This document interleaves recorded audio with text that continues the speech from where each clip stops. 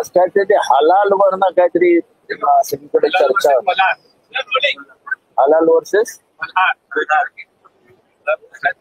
हलाल या शब्दाचा अर्थ लॉफुल आहे, त्याला एक सायंटिफिक बेस आहे.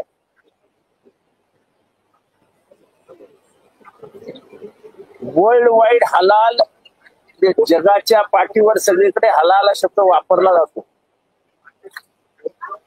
हलाल मीट म्हणजे लॉफुल म्हणजे कायदेशीररित्या. त्याच्यामध्ये काय आहे तर पशुबळी दिल्यानंतर त्याचं रक्त जे आहे ते वाहून देण्यासाठी मार्ग केला जातो, जेणेकरून त्याचं रक्त आतमध्ये साखळणार नाही आणि मटणात मिसळणार नाही. आपल्याकडे जितके पशुबळी दिले जातात ते पशुबळी हे साधारण हलाल पद्धतीनेच दिले जातात. आपण जेव्हा तुळजापूरच्या भवानीला जातो किंवा खंडोबाला जातो आणि जेव्हा पशुबळी देतो तेव्हा तिथला जो खाटीक असतो तो खाटीक हा हलाल पद्धतीनेच देतो, कारण का त्याला रक्त ते बाहेर काढून टाकायचं. झटका ही पद्धत ही फक्त पंजाब प्रांतामध्ये खास करून शीख समुदायामध्ये वापरली गेली. त्याला एक वेगळा अर्थ आहे, त्याला एक वेगळा धार्मिक संबंध आहे, पण त्याच्यावरनं वाद घालावा असं काही मोठं नाही आहे. आज वर्षानुवर्ष आमच्या आई वडील बहीण भाऊ काका खानदान मटण आणायला जातं, मटण निवडतं. मला बोकडाचा पुढचा पाय दे, मला बोकडाची छाती दे, सीना दे, कंबर दे. आपण इतके चविष्ट माणसं आहोत, इतकी चिकित्सक माणसं आहोत की आपण हे सगळं निवडून मटण घेऊन येतो. आता या मटणामध्ये सुद्धा आपण जर हे करणार असू तर मग मच्छीचं काय करायचं? मच्छी कशी कापणार? हलाल कापणार का मल्हार कापणार?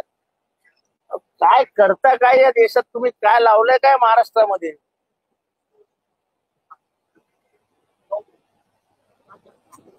मी विचारतो, मच्छी कशी खायची आता?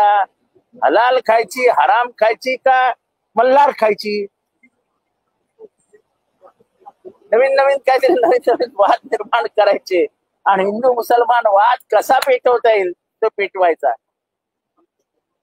आतापर्यंत गावागावामध्ये कसाई आणि खाटीक हे एकत्र दुकानं लावत होते. साधारण तुम्ही बघाल तर छोट्याशा गावामध्ये गावाच्या बाहेर खाटकाचं किंवा कसायाचं दुकान असतं. त्याचा एक तो लाकडी ओणका असतो, त्याचा एक सुरा असतो. काय फार मोठं गाव नसेल तर 2-3 बोकडं कापतो, बाहेर तो साफ करतो, व्यवस्थित आणून ठेवतो. लोक येतात, लाईन लावतात, मटण घेतात, जातात. दुपारपर्यंत मटण संपतो, तो आपला ओणका घेतो, साईडला ठेवतो, बाकीचं सामान साफसूफ करून घरी निघून जातो. इतक्या शांत पद्धतीनं सगळं चालू असताना ही आग लावायची गरज काय आहे? ही आग लावायची गरज काय?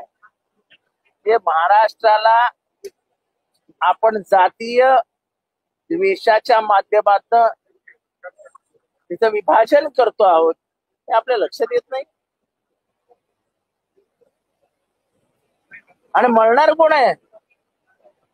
मळणार जो दिवसाला 200 रुपये कमवतो, जो दिवसाला 500 रुपये कमवतो असा माणूस मळणार आहे. ज्याचं बिचाराचं पोट या 200, 400, 500 रुपयावर ज्याच्या पोराचं शिक्षण होतं,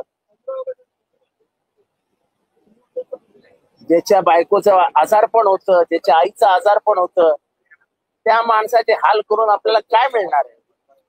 त्यामुळे मला वाटतं की हे सगळं जे आहे निरर्थक आहे.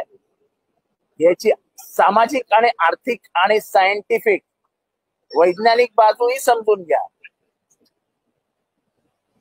की हलाल का केलं जातं. त्याला उर्दू म्हणजे त्याच्या इस्लाम मध्येच त्याला असं म्हटलंय की ते लॉफुल आहे, लॉफुल, सायंटिफिक अँड लॉफुल. तर आपल्याला तेही समजून घ्यायचं नसेल तर कापा डायरेक्ट, शिजवा डायरेक्ट. कोण तुम्हाला विचारणार आहे? आणि कोणी कसं खावं, काय खावं, कधी खावं हे सांगणार आहे? तुम्ही कोण हो? तुम्ही कोण? आम्हाला घ्यायचं तिथनच आम्ही मटण घेऊ ना. मला तर घ्यायचं तिथनच मी मटण घ्यायला जात नाही, पण आता पुढच्या वेळेस जरूर जाईल. बघूया कोण हरवता. रत्नागिरी 24 न्यूज चॅनलला आताच सबस्क्राईब करा आणि शेअर करायला विसरू नका.